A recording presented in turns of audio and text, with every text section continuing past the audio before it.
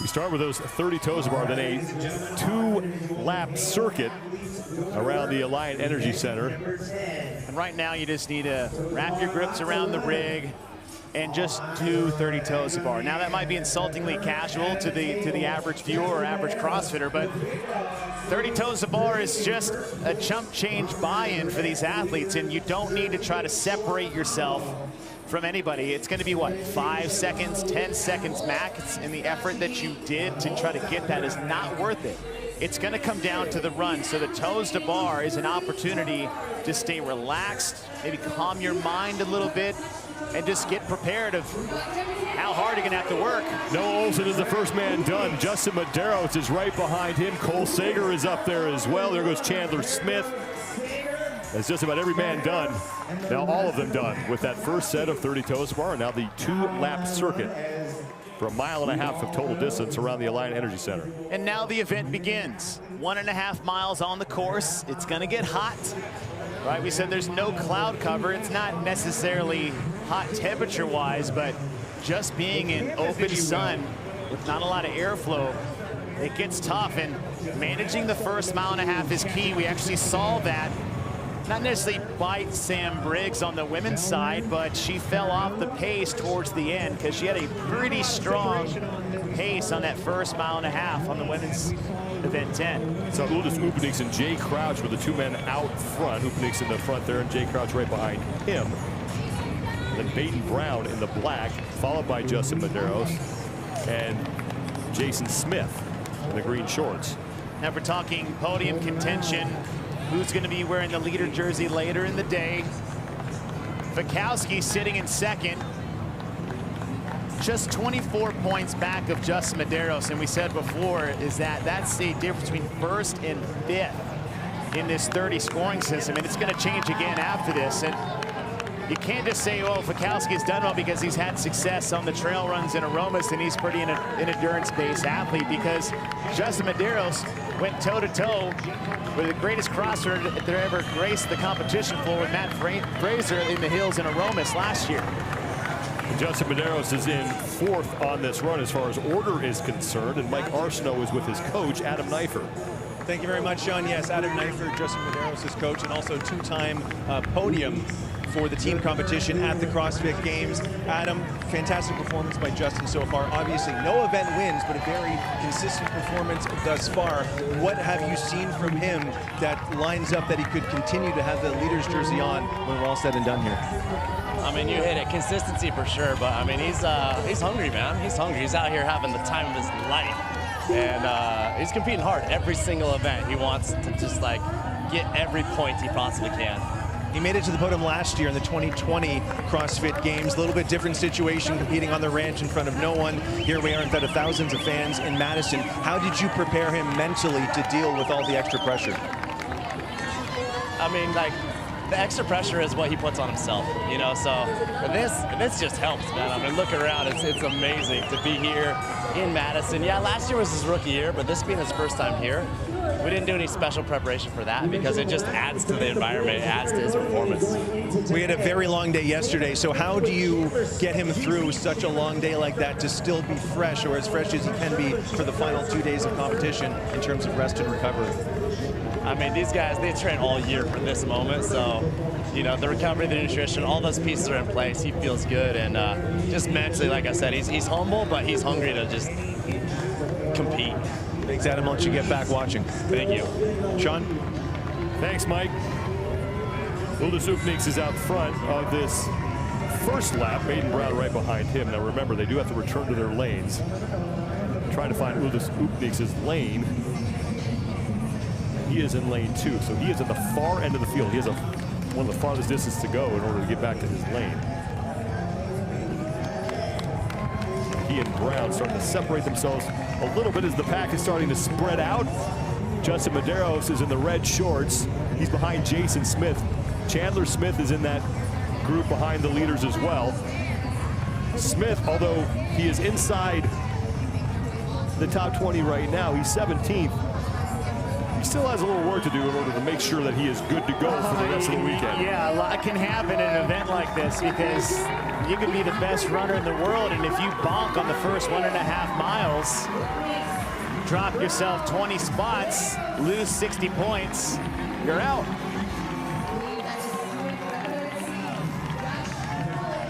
Second lap. And Jeff Adler, another man who's trying to... Those are two athletes that know the position that they're in, because Adler isn't exactly safe. We said Will Morad is in 20th with 450, but Adler's in 19th with 458, so that is 2 spots out here on the competition field, which is nothing in this group of 30 in a 3-mile run, being the difference between moving on to the competition and not. Heinrich Happelainen following Brent Fikowski as Upniks and Baden Brown continue to lead here. Upniks, he could absolutely use an event win here. 27th place, so trying to keep his games alive here. I do really like seeing Chandler Smith and Jeffrey Adler on the back part of this first group because of the position they're in, 17th and 18th.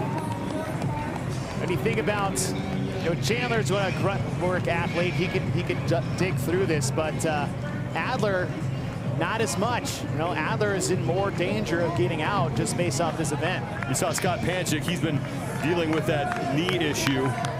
Despite that, 13th place overall.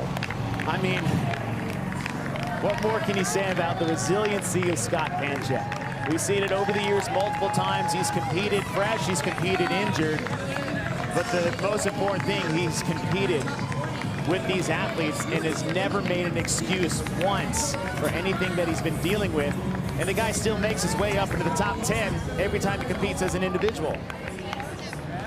Panchik ahead of Zach Watts right now. But Panchik has had 2 event wins here at the games, and he did it while not competing in the final heat. He doubled the amount of wins that he's had before. He had 1 coming in, and that was way back in 2012. He's got 2 in his final year. And we saw more of that maybe in the olden days of the CrossFit Games, where a specialist would come in and win an event, but we haven't had too many of those. We've only had 2. We had the sprint on day 1, and we had the handstand walk on day 2. And Scott nearly won the handstand walk himself, taking a top 3 spot in that. Baden Brown has separated himself from Ulis Upniks. Justin Medeiros is in 3rd, Alex Vigneault and Jason Smith, and then Chandler Smith behind him. Baden Brown coming in at 15th place overall. Best finish of the competition was a 2nd in event 6. I'm very impressed with Baden Brown.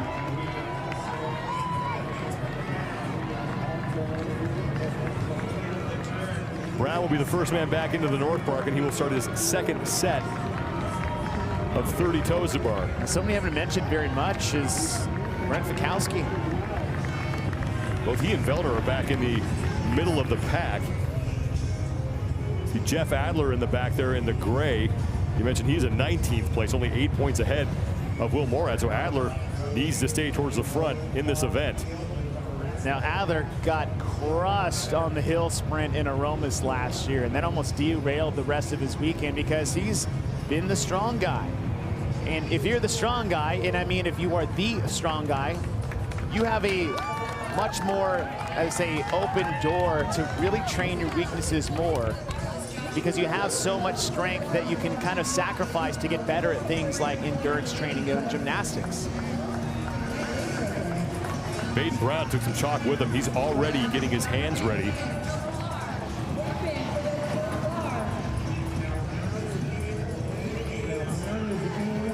Brown getting set to make that final left turn into the North Park, and then he will return to his lane and start his 2nd set of 30 toes to bar.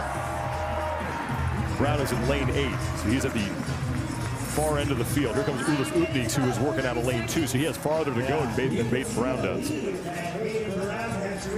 Brown is just put it on the field over the last 200-300 meters.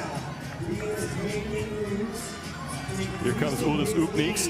Alex Vino and Justin Medeiros making the turn at the same time. Medeiros staying inside the top 3 here. Okay, we're breathing hard. We got some heavy legs. Arms are fresh. And what we're going to try to do is look at Medeiros is just breathing as much as he can, utilizing that kip. Just try to stay a little bit relaxed. What you don't want to do is just increase all the things that are taxing you. Heart rate, breathing rate. It's weird that you could say they can do this on a gymnastics movement. For a toes to bar specifically, you can manage that a little bit and give yourself a little break for the second mile and a half. Baden Brown, first man in, will be the first man out on his second and final 1.5 mile run. He is way ahead of the field.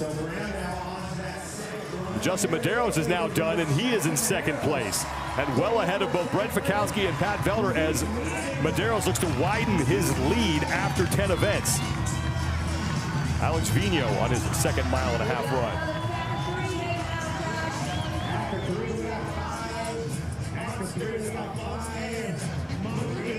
Past the 11-minute mark, 36-minute time cap here.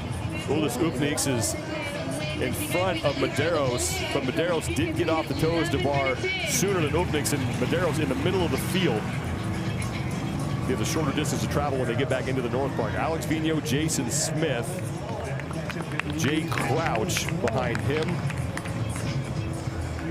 Looks like Sam Cornway is up there as well, so that's good for Cornway. Brent Fikowski, meanwhile, is one of a handful of men who are still on their second set of 30. So Pat Velder, who came in 43 points back of Fikowski for second, is looking to leapfrog him in the standings. That's brutal for Brent Fikowski. And it's not the breaks of the toes to bar that's slowing him down. It's one of the things we thought he'd be good at, but we talked last night and asked him some questions on kind of what's going on to that hamstring.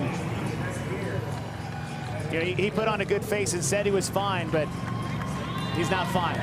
There's something going on that's taking away from the thing that he should be one of the top 5 guys in this heat with an event like this. Baden Brown is just leaving everyone behind him right now. And Brown relatively safe on the right side of the cut line. 15th place overall. Mike Arsenault is with a guy who knows a whole lot about distance running. Mike?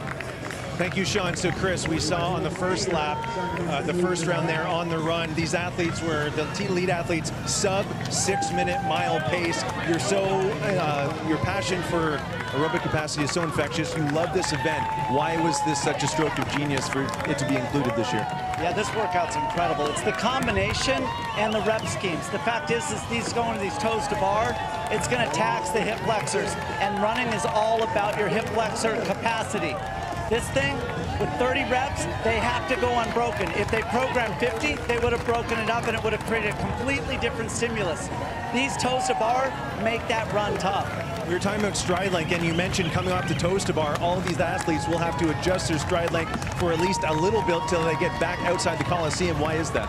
So the thing is that it is taxing the hip flexors. The hip flexor is a very small muscle group, and what it's going to do is create a lot of fatigue.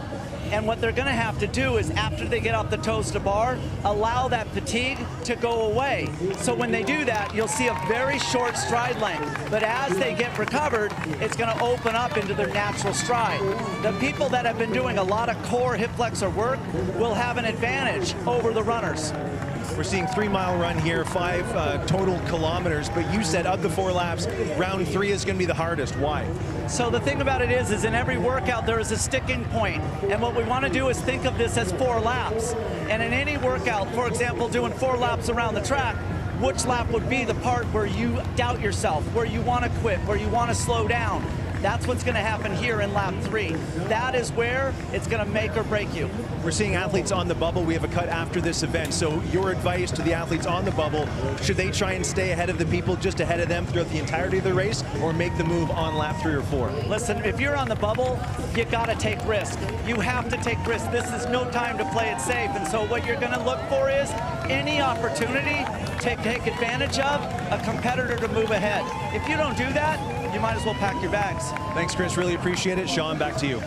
Thank you, Mike, and thank you, Chris Hinshaw. Always a pleasure to have him on the broadcast. I always feel smarter whenever that guy talks to me. I was like, I have a question, Mike. Can you ask more questions? Because I was just sitting there and sitting back and enjoying all the knowledge that Hinshaw brings to the table. And as you said, Sean, it's just a wealth of knowledge and experience that comes from him. And those are the little details that you need from a coach that has that experience. And, you know, Henshaw's in the sport and he does those types of things. And you think about, okay, hip flexor fatigue for a long run, that only comes from coaches and athletes like Henshaw. So it's always wonderful to have him on there and give that perspective and insight on an event like this. And he really came onto the scene back in 2013 when Jason Khalipa shows up at the games and people are like, where did this engine come from? If you can make Jason Khalipa a better runner, you can basically turn, you know, like mountains and push those. Like, what a transformation to have with an athlete like Jason Khalipa.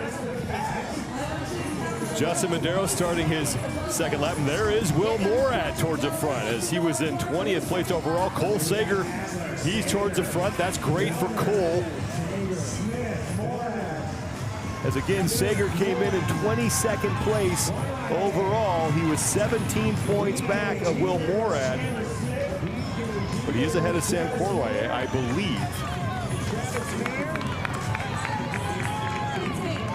Saxon Panchik, 4th place overall coming in. Fikowski and Heinrich Happelainen, the two Finns staying together.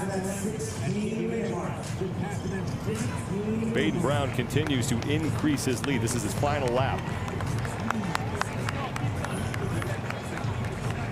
Well, another athlete to talk about that we didn't in that mix is Jay Crouch.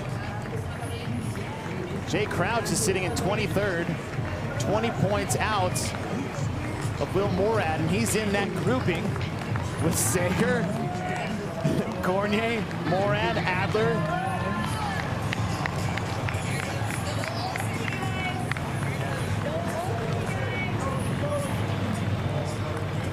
Approaching the 17-minute mark here. It's the 10th event of the 2021 Noble CrossFit Games. 15 events in total.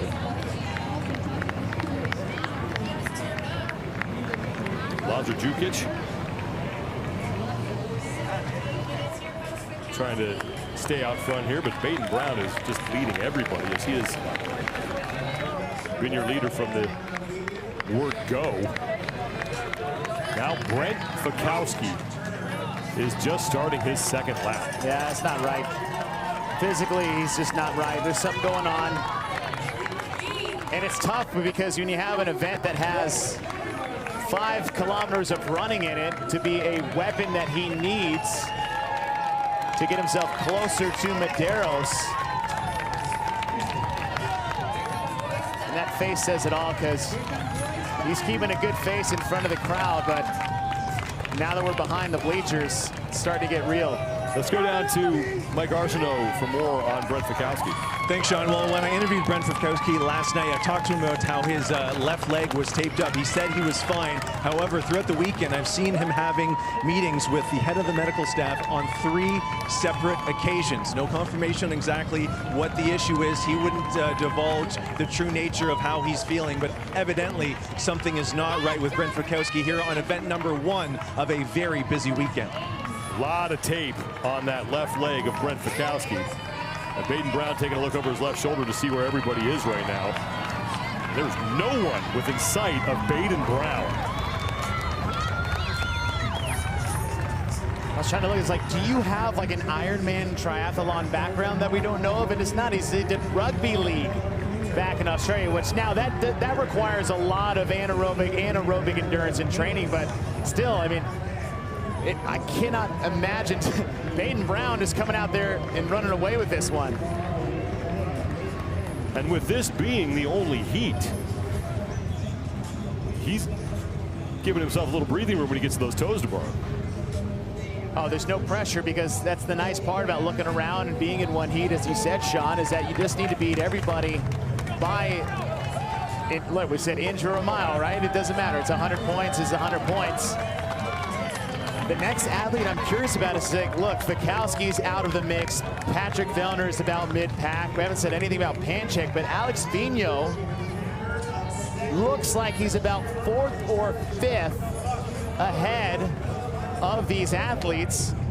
And ahead of Justin Medeiros, and Vino is actually sitting in 5th place right now, just 50 points out of 3rd.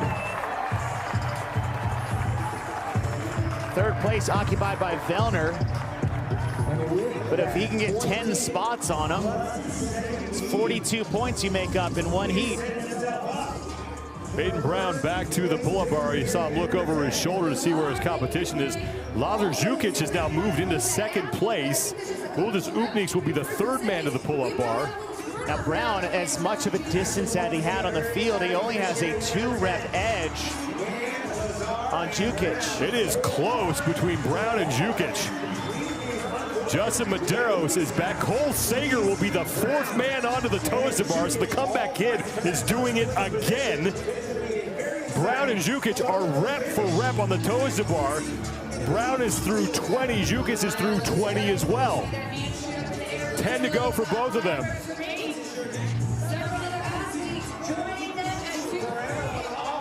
There on the left side of your screen are Brown and Jukic. Brown is in the all black, and Jukic, pardon me, just tripped coming off the bar, but Lazar Jukic beats Baden Brown off the bar, and Jukic is going to win this event. Baden Brown will finish in 2nd. Upniks is off the bar. He will take 3rd. That is good for 92 points. And now Cole Sager is going to take 4th place.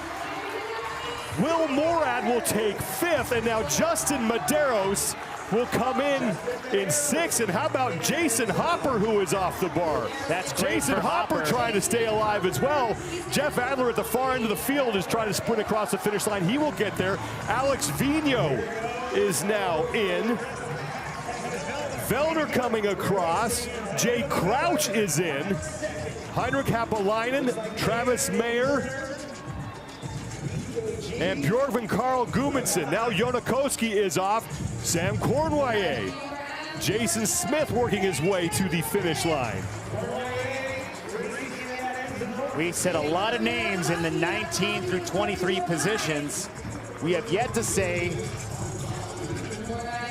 Chandler Smith's name. Saxon Panchik onto his final set of toes bar and final reps. Panchik is off. Takes a look left and right to see if he needs to sprint his way across, but he will have no competition as far as the finish is concerned. Now Chandler Smith was about 30 points clear of 21st place. Cornwallier has already finished unofficially in 16th. But Sager, who's ahead of all of them, now Chandler Smith is off.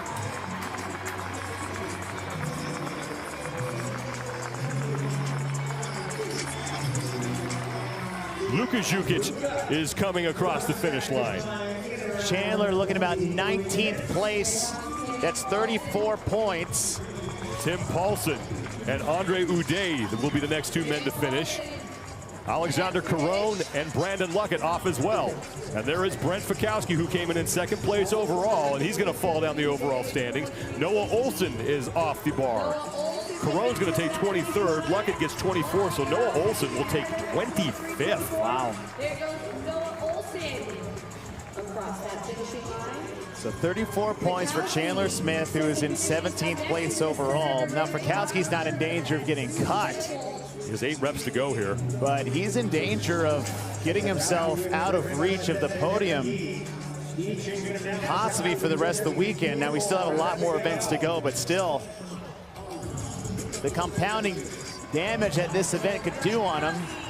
Fikowski's off, and he's not going to have to sprint because the other 2 men on the pull-up are Royce Dunn and Guy Medeiros are still working. Scott Panchik is coming back inside the North Park, and he'll get started on his final set of 30 toes to bar.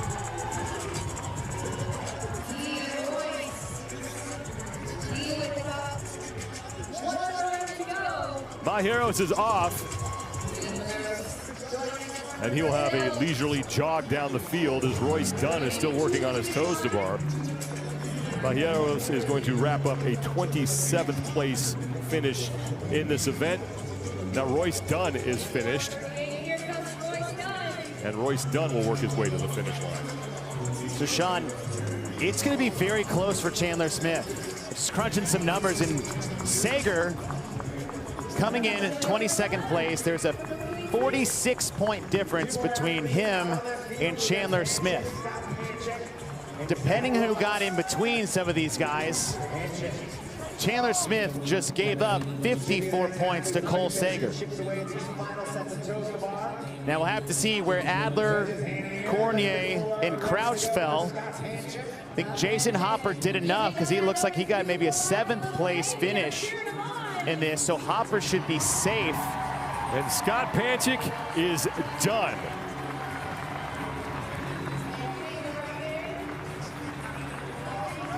In his final CrossFit Games and dealing with a knee issue.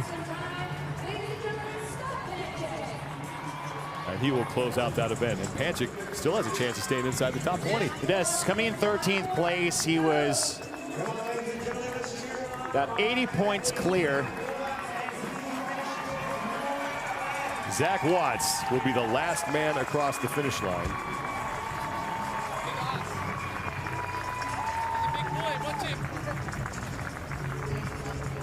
And that will close out event number 10. Now the only question is who will be moving on in the final 20 athletes. And there is Chandler Smith hoping that he did enough to hang on to a spot inside of the top 20.